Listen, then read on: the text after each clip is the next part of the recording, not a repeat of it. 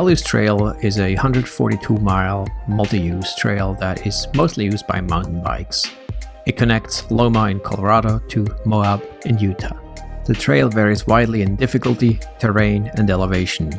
There are single-track, 4x4 roads, and country roads. One of the biggest challenges in completing the trail is the lack of drinking water.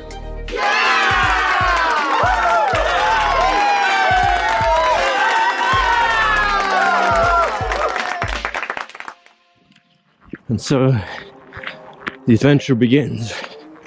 4 o'clock on Thanksgiving Day. Fell.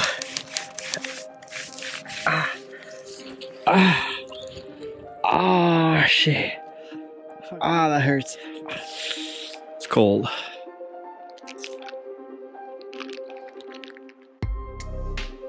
The weather forecast looked terrible. Rain on the first day, and then snow for the next 2 days. But the Thanksgiving holiday was my only remaining window in 2019, so I decided to start anyway. That turned out to be a very bad idea, but little did I know at that point how this adventure was going to end. As usual, I had spent a lot of time planning my calories, my pace, and the water consumption, and I carried gear that I thought would get me through the terrible weather. What could possibly go wrong?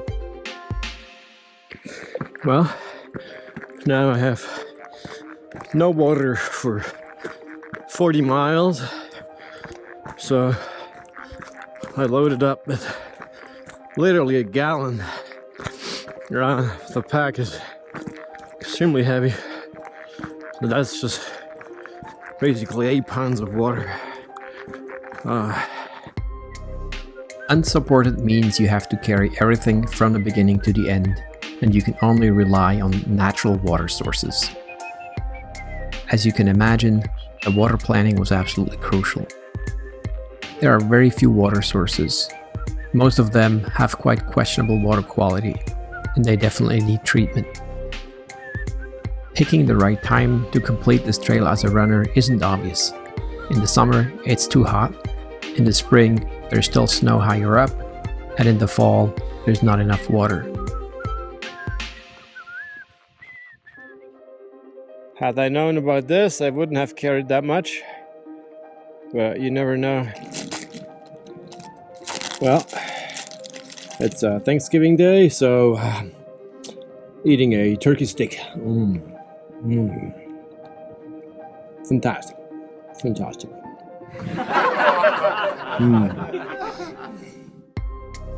With the heavy pack, the going was very slow. I kept moving as fast and as much as I possibly could.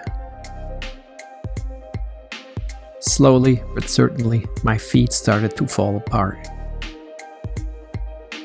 The trail is very sandy and dusty, and there just isn't any foolproof way to keep that stuff out of your shoes. I quickly realized that I should have packed more socks. Unfortunately, on an unsupported adventure, you have to live with your bad choices until the bitter end. Grinding through some roads, there's lots of roads. Lots of roads. Pretty amazing scenery. Well, paved road. I don't know if that's good or bad. It's gonna hurt.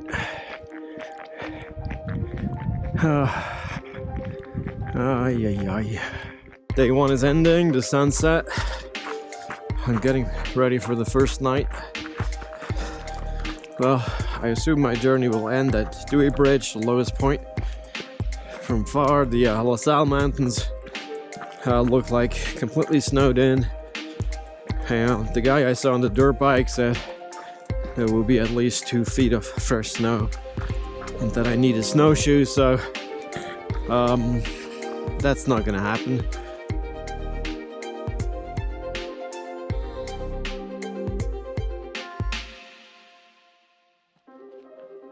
Well, sadly, my journey ended well before Dewey Bridge. Basically laying in a ditch. Oh god. I can't walk anymore. So tired. I rested in the ditch for a bit, got up, and continued.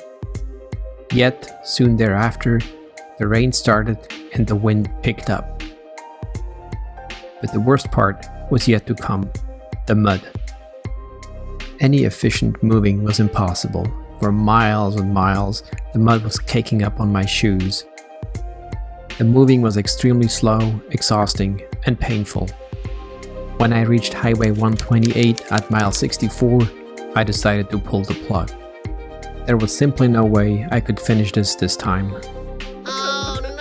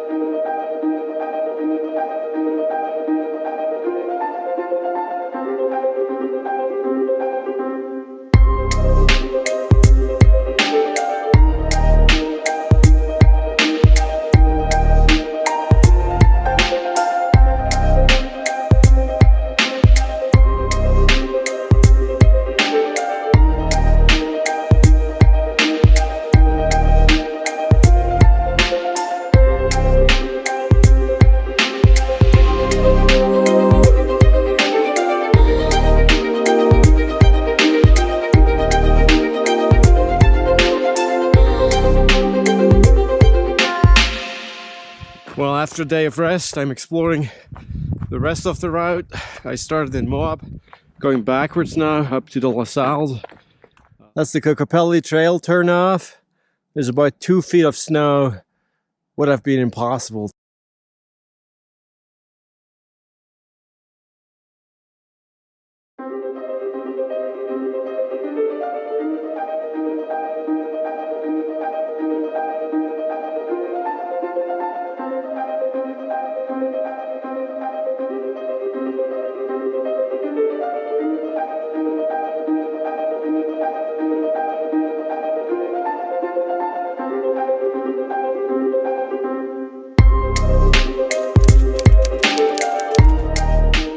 There I was again. Not sure why, but I guess I had some unfinished business. Literally a week before my second unsupported attempt, I discovered that Ingwe O'Connor's had completed the route unsupported in 1 day, 21 hours and 38 minutes. Clearly, he had set the bar very high.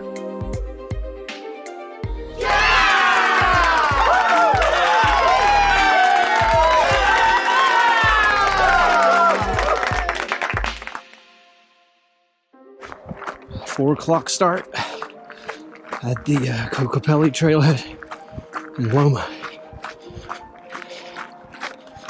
Oh my god, it's pretty chilly. So far so good, I guess. How is this gonna end? Nobody knows. While I didn't know how this was gonna end, Ingwe's time provided me with a great goal. Based on his very impressive time, I had redone all my planning. It was obvious that there was no room for error. Thankfully, the weather conditions were a lot better. However, the heat was now the biggest concern.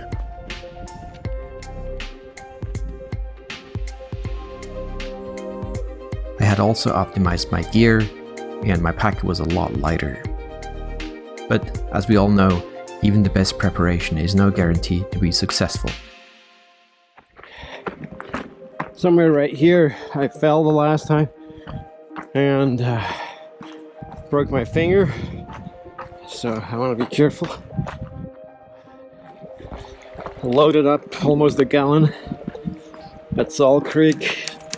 This is pretty sketchy water, but it's okay. Better than nothing.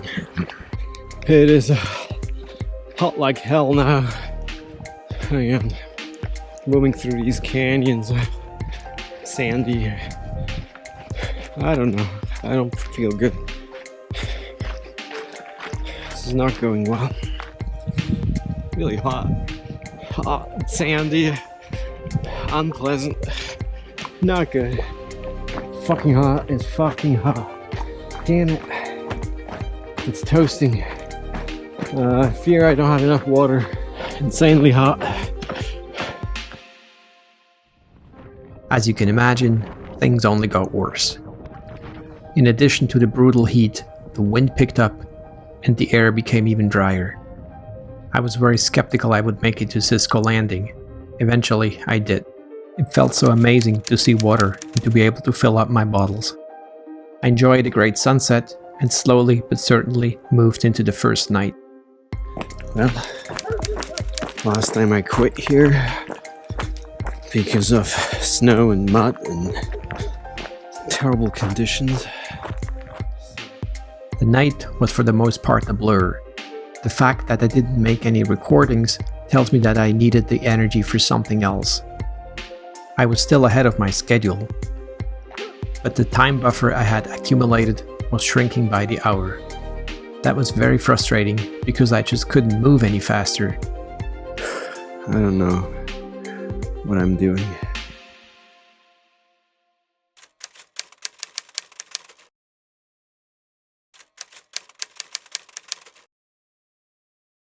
Day two. Oh my god. Now I'm grinding up from Dewey Bridge to the La Salle Mountains. Oh,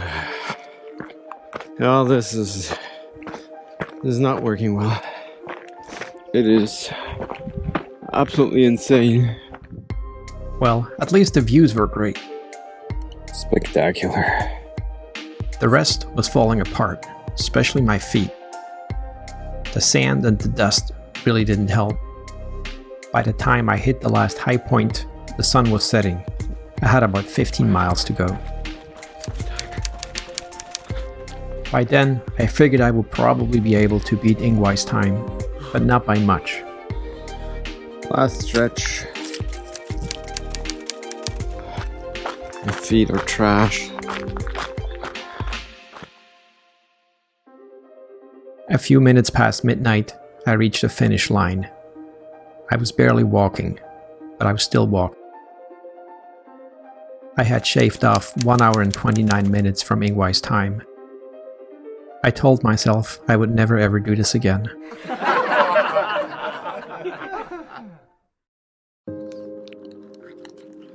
No bake cake. I'm telling you, those crepe to go and strawberry jam in them. Magic. They pack light, good calories, and taste good. Really good.